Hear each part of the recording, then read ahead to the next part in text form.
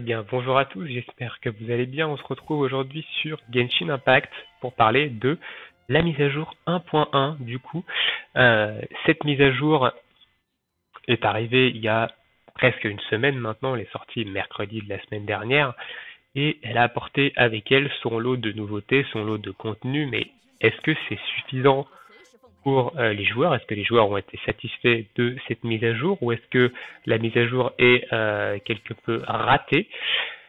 Et ben on va du tout en parler de ça, hein, de cette mise à jour. Est-ce qu'elle est satisfaisante ou pas? Est-ce que moi je suis satisfait de cette mise à jour ou pas? Alors, qu'est-ce que cette mise à jour 1.1 elle a apporté déjà en termes de contenu? Elle a déjà cette mise à jour, elle a quand même apporté pas mal de choses qui pour moi et pour pas mal d'autres personnes avec qui j'en ai déjà discuté devaient être là au début du jeu. On va commencer par exemple par tout ce qui est archives, par tout ce qui est personnages, et tout ça, pour moi, ça devait être là au début du jeu. En fait, ça n'aurait pas dû faire partie d'une mise à jour majeure, en fait, du moins de la première mise à jour majeure.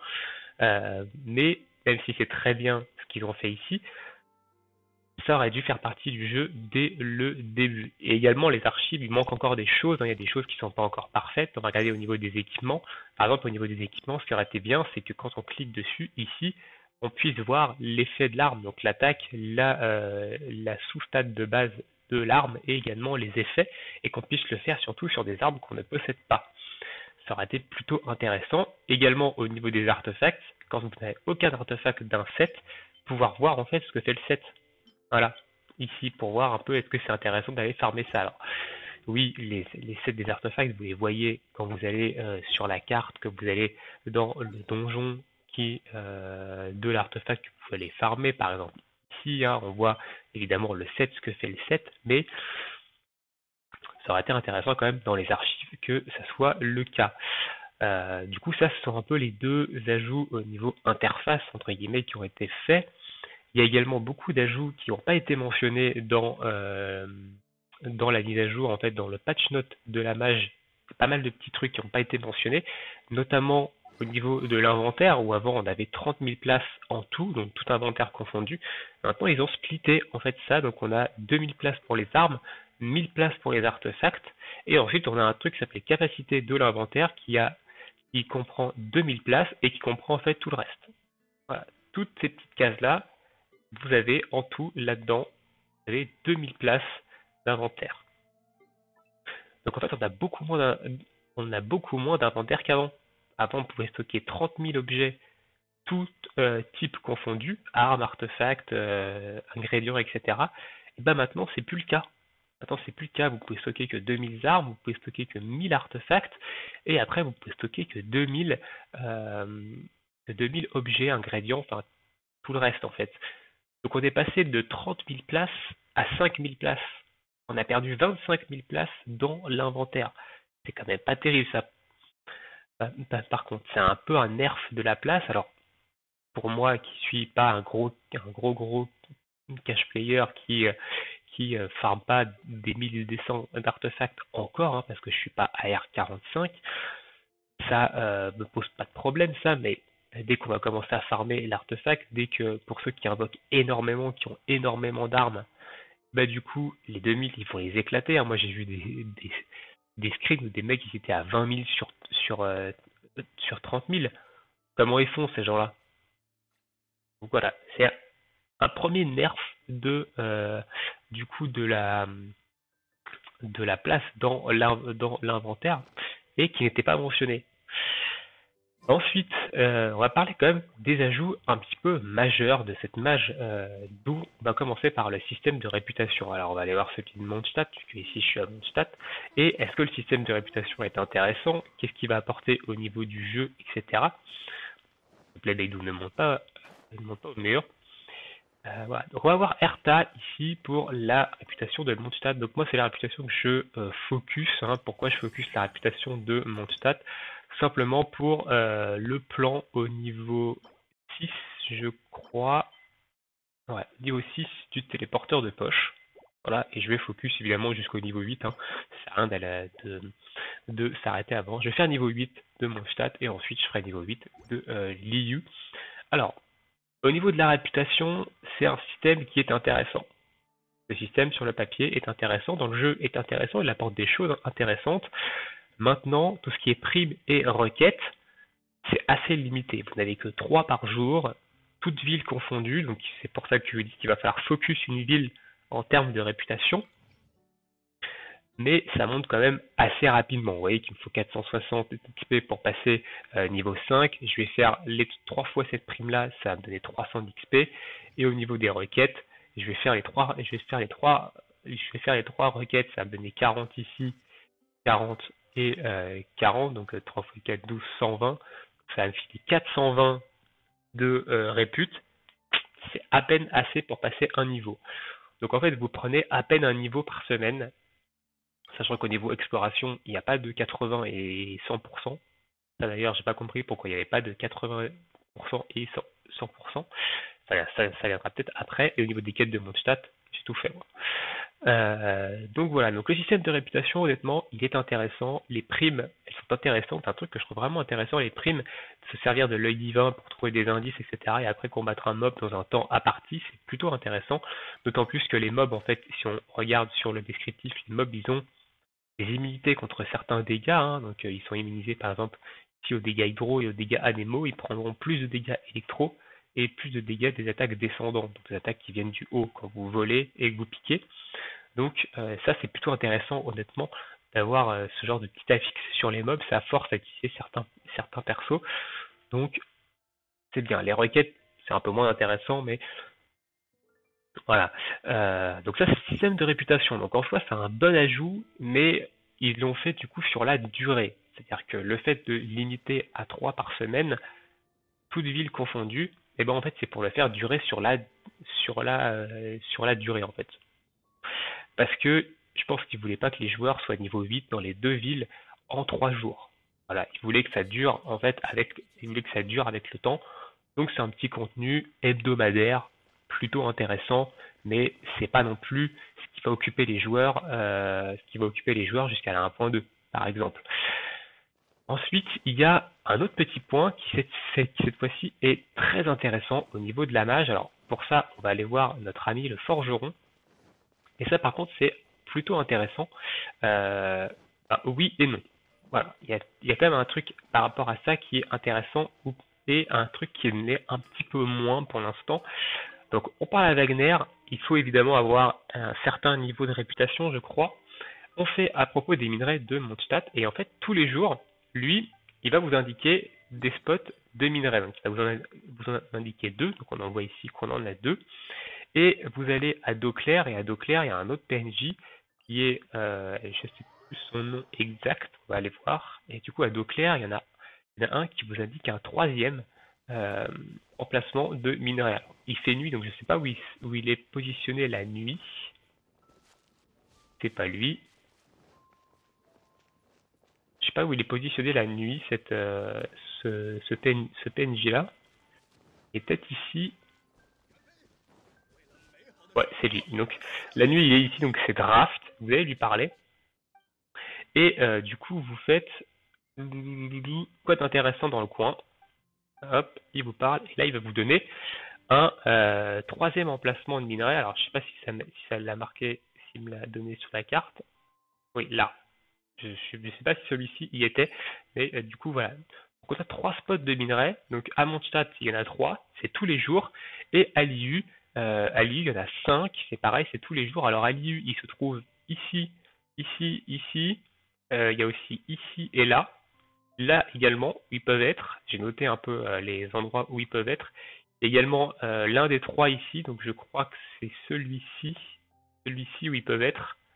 Donc allez checker si vous n'avez pas débloqué le forgeron et du coup pas là, ici non plus. Et voilà, donc allez checker un peu tous les jours ici. Vous avez des minerais qui vont rip-up. Alors on va y aller du coup, on va prendre ce TP. Je vais vous montrer un peu à quoi ça ressemble. Et ça rip-up tous les jours.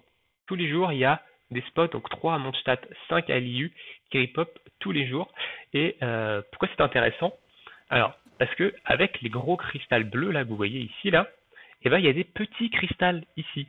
Donc ça, ce sont des cristaux qui normalement repop toutes les 72 heures. Quand vous avez fait votre route de farm de minerais, ces cristaux repop toutes les 72 heures. Maintenant, avec cette nouvelle mécanique de ces cristaux-là, en fait, les gros cristaux bleus, et ben avec ces gros cristaux bleus, vous avez 2 voire 3 petits cristals en fait qui repop avec. Donc tous les jours, vous pouvez aller chercher des cristaux bleus comme ça. Et donc ça, à quoi ça sert? Ben ça, évidemment, ça sert à crafter les items pour améliorer les armes. Donc ça, c'est très bien parce que vous allez pouvoir en crafter tous les jours. Vous allez sûrement tous les jours récupérer une vingtaine de ces cristaux-là, ce qui vous permet de crafter 5 items pour améliorer les armes auprès des 2 forgerons différents, hein, donc soit Mondstadt, soit Liu. Donc ça, c'est très bien, honnêtement. Ça vous permet d'avoir des cristaux pour améliorer les armes régulièrement, tous les jours. Donc ça, c'est cool. Donc on voit ici que moi, je vais les récupérer. Hein. Hop. Et du coup, voilà. Donc ne craftez pas ces minerais-là. Voilà, donc ça, c'est le nouveau minerai. Hein, celui qui repop tous les jours, c'est les 4 cristal magiques. Et ça vous coûte 10 de résine et 3 cristaux pour crafter 10 minerais de renforcement mystique. Honnêtement, moi j'ai autre chose à faire de ma résine que ça, donc ça je m'en fous. Par contre, ça, vous voyez, ça, je les craft. Par exemple, hop, on peut les crafter 5 par 5. Donc là, j'ai un gros stock parce que j'ai fait ma grosse route de minerais hier. Et du coup, voilà, donc ça permet de crafter ça tous les jours. Vous pouvez au moins en crafter 5, je pense. Vous pouvez en récupérer au moins 20 tous les jours, donc ça permet d'en crafter au moins 5, donc 5 par jour, et tous les 3 jours, vous allez faire votre route de minerais pour récupérer tous vos cristaux bleus, et vous pouvez en farmer, vous pouvez en crafter beaucoup plus. Hein. Moi, après, je ne monte pas énormément d'armes, hein, j'ai pas énormément d'armes de up, mais en termes d'ingrédients, alors, je sais pas où ils sont, ils doivent être peut-être ici, je sais pas où ils sont dans ces cristaux-là, dans les armes peut-être. Ils sont dans les armes. Donc moi j'en ai 693 par exemple. Donc je les stocke, j'en craft régulièrement tous les jours pour comme ça quand je vais monter une arme, et ben je suis pas bloqué.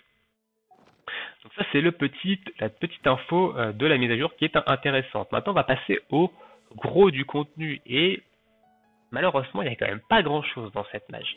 En termes de contenu pur, hein, il y a eu la quête principale. Alors la quête principale de l'histoire, je l'ai terminée, elle est goldée honnêtement. La quête principale, j'ai surkiffé, les cinématiques elles sont ouf, la trame de l'histoire est plutôt bien, j'ai vraiment hâte de voir la suite, j'ai vraiment hâte qu'on ait la 1.2 qui sort le 23 décembre, donc dans à peu près un mois et demi, un peu moins d'un mois et demi maintenant, un petit peu plus d'un mois. Du coup, pour la suite de l'histoire, j'ai vraiment hâte et honnêtement, elle est vraiment top. Donc la suite de l'histoire, j'ai vraiment apprécié la faire. Ensuite, il y a pas mal de quêtes de monde, il y a environ 6 quêtes supplémentaires, je crois, que je n'ai pas faites. Et il y a la quête de Child que j'ai pas encore faite également. Donc je sais pas du tout je sais pas du tout ce que ça vaut. Donc voilà. Et au niveau contenu, on a un peu que ça. Au niveau contenu quête en fait, PVE pur, on a que ça. Et donc c'est pas non plus extraordinaire. Alors après, il y a eu l'événement qui a démarré il n'y a pas longtemps, c'est l'événement découverte des trésors du fort de pierre qui était full buggé, hein. Honnêtement, au début il était full buggé. Là aujourd'hui, personnellement ça va, hein. Donc là on va récupérer ça, mais personnellement aujourd'hui, voilà, ça, ça va mieux quand même. Moi j'ai plus de bugs, mais quand même quoi. Au début, c'était full buggé. Des fois, il vous réinitialisait, enfin, des fois, il n'affichait même pas votre progression. Enfin, c'était hyper buggé. Euh, donc, voilà. Maintenant, ça c'est fait. Ça donne quand même 200 primogèmes, des moras. Voilà, faut le faire, même si c'est buggé, même si c'est chiant. Et du coup, aujourd'hui, on va avoir dans les événements l'Astre évanoui. Donc l'Astre évanoui qui est apparemment un gros événement, un événement majeur. Donc on va voir un peu ce que ça va donner. Qui va nous permettre de récupérer Fischl, un Fischl qui est un 4 étoiles très très fort, qui est un excellent main DPS et un excellent support. Hein. Elle peut être jouée dans les deux et elle fait très bien le taf. Donc du coup, l'événement démarre à 10 heures aujourd'hui, donc au moment où cette vidéo sortira, il n'a pas encore démarré, donc il démarre à 10 heures aujourd'hui. Il se divise en 3 étapes, hein, en 3 temps. Donc on a le premier qui démarre à 10 heures aujourd'hui, on a le second qui démarre du coup mercredi à 4 heures du mat, donc l'heure du reset, et on a le troisième étape qui démarre le 23, du coup à 4 heures du mat, donc le 23, c'est lundi prochain. On a l'événement qui dure jusqu'au 30 novembre. On a la boutique de l'événement qui dure jusqu'au 6 décembre. On va y avoir une boutique. Dans cet événement, du coup, je vous invite également à lire la présentation de l'événement, à lire les annonces. De toute façon, c'est un truc que vous devez faire à chaque mise à jour. Prenez 5 minutes pour lire ça. Ça vous évitera d'être perdu dans le jeu et ça vous évitera d'aller poser des questions, par exemple, à droite, à gauche et de vous faire un peu et de vous faire mal accueillir par des gens qui vont vous dire c'est écrit dans le jeu, lisez les annonces, machin, etc., qui vont être pas très très sympas. Donc prenez les devants pour éviter de poser ce genre de questions. Prenez 5 minutes pour lire les différentes annonces. Ça mange pas de pain et ça va vous aider à comprendre un peu comment l'événement va fonctionner. Donc au niveau de l'événement, on va faire un tour quand même rapide dessus, hein. Donc pendant l'événement, obtenez de l'énergie supernova, en participant à Astre Inconnu, Astre Chimérique et terminez le défi Astre prédéfini pour obtenir de l'essence astrale et des conseils de l'aventurier en consommant de la résine originelle. Alors, il va falloir consommer de la résine, c'est pour ça que vous avez vu au début quand on montrait la map, je suis à 160 et aujourd'hui je ne vais pas consommer de résine, je vais attendre 10 heures que l'événement démarre parce que je vais utiliser ma résine dans cet event, hein. Évidemment, je pense que c'est ce qui y aura peut-être de plus intéressant à voir quand l'event sortira, mais voilà. Ensuite, venir à bout des quêtes météorites vous permettra d'obtenir de l'énergie supernova et de l'essence astrale, échanger de l'énergie supernova contre des matériaux d'élévation de perso. Le fond du héros et minerai de renforcement mystique, l'énergie astrale peut être utilisée pour obtenir des matériaux d'amélioration d'aptitude, couronne de la sagesse et d'autres récompenses. Terminé, pacte de la princesse pour obtenir Fischl, princesse du châtiment électro. Durant les défis récupération de débris météorites et astres déchus, les dégâts infligés par les personnages suivants, donc Tartaglia, du coup Fischl, Lisa, Beidou, Ningguang, Noël, Chongyun, Xianling seront augmentés de 60%, donc ça c'est intéressant. Pensez à utiliser l'un de ces personnages-là, hein, pour évidemment vous ferez 60% de dégâts supplémentaires. J'ai bien fait de monter Beidou, honnêtement j'utilisais Beidou, mais de toute façon j'utilisais Lisa en main DPS, donc dans tous les cas j'ai deux de mes main DPS en fait, Lisa ou Beidou qui sont concernés, donc c'est plutôt intéressant. Xiangling qui est free to play également qui est concerné ici, et du coup Tartaglia, hein, le nouveau qui est également concerné. Les défis astres prédéfinis peuvent s'effectuer en mode solo ou multijoueur pour obtenir de l'essence astrale, donc ça c'est intéressant, si vous ne pouvez pas le faire en multijoueur, vous n'êtes pas obligé. La quantité que vous recevez sera déterminée par le niveau de monde de chacun, donc ça veut dire, si on comprend bien cette phrase, que vous récupérez de l'essence astrale en fonction de votre niveau de monde. Si vous êtes avec quelqu'un qui a un niveau de monde plus bas, vous n'allez pas récupérer moins parce qu'il a un niveau de monde plus bas. Vous allez récupérer par rapport à votre niveau de monde à vous. Vous ne pourrez participer à l'événement Astre évanoui après le 30 novembre 3h59, 4 heures du mat. Obtenir de l'énergie supernova et de l'essence astrale sont également impossibles passer cette date-là. Donc évidemment, quand l'event sera terminé, hein, c'est normal, pu récupérer cette essence astrale et l'énergie de supernova.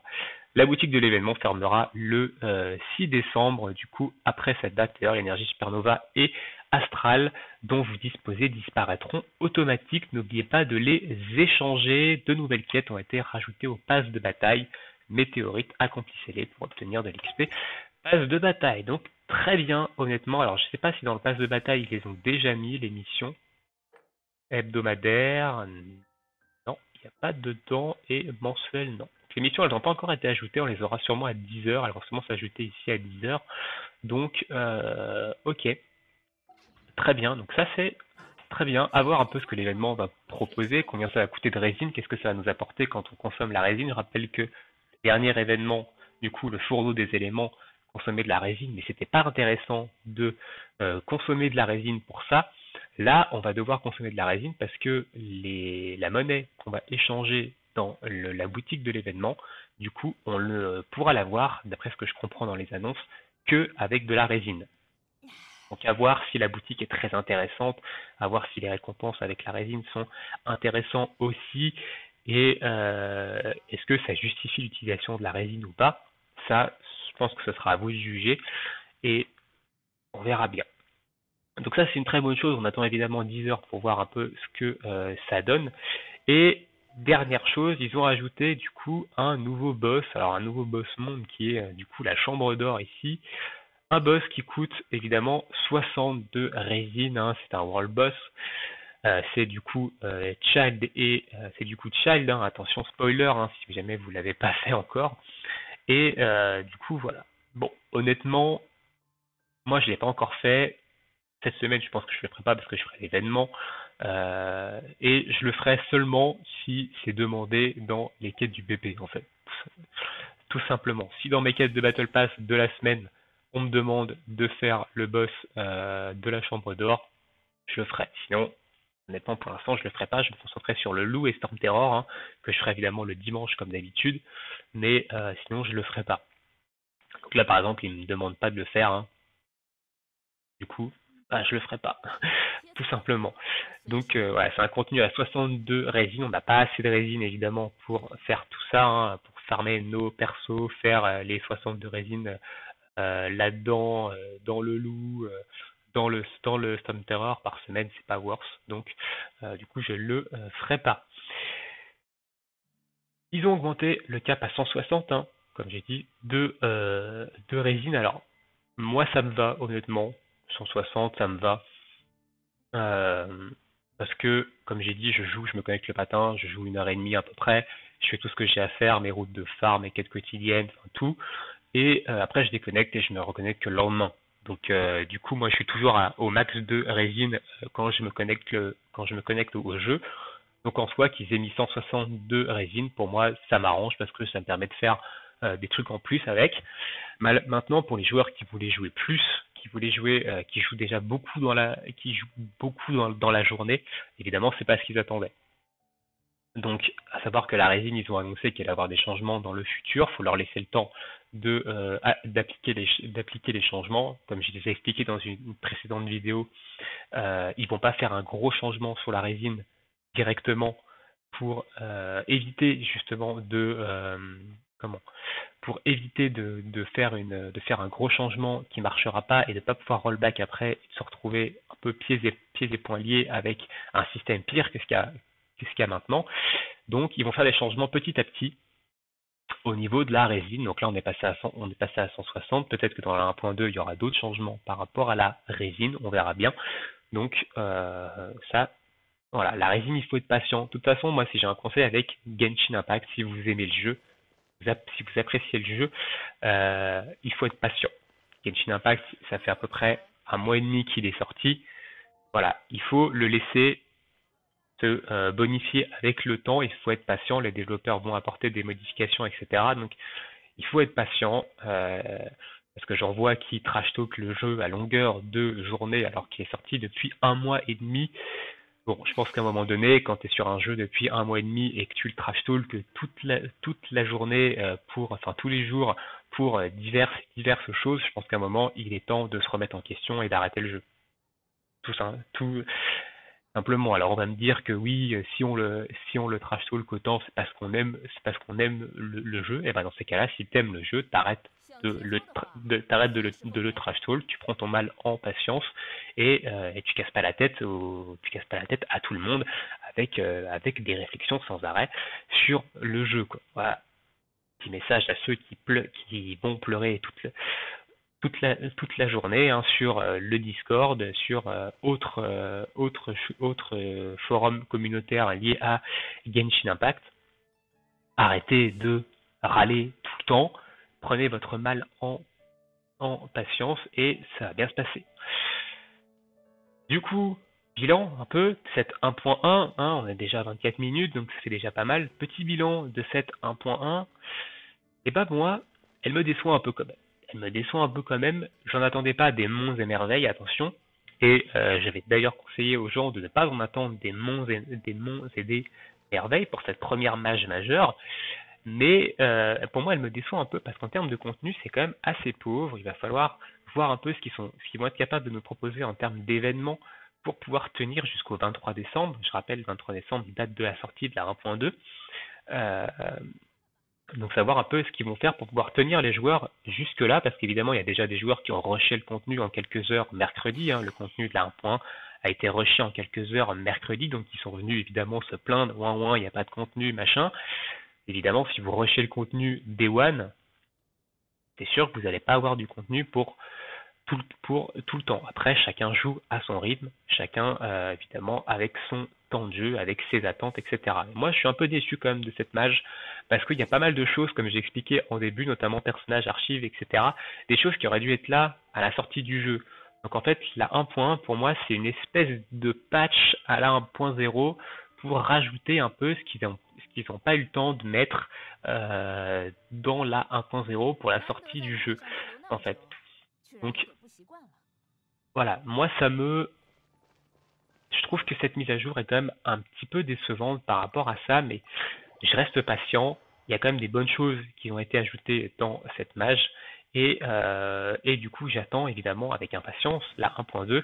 On devrait avoir des leaks bientôt. Je rappelle que je ne ferai pas de vidéo sur les leaks de la 1.2. Tout simplement parce que MiYoYo fait un peu la chasse à tout ce qui est vidéo de leak. Et du coup, on risque de se faire strike les vidéos. Et je rappelle que une chaîne qui se fait strike 3 vidéos, YouTube la ferme directement. Donc voilà, il y a déjà des youtubeurs français qui se sont fait strike des vidéos. Donc moi, je vais pas prendre le risque. J'ai une toute petite chaîne. Moi, c'est un truc que je fais pour passer le temps.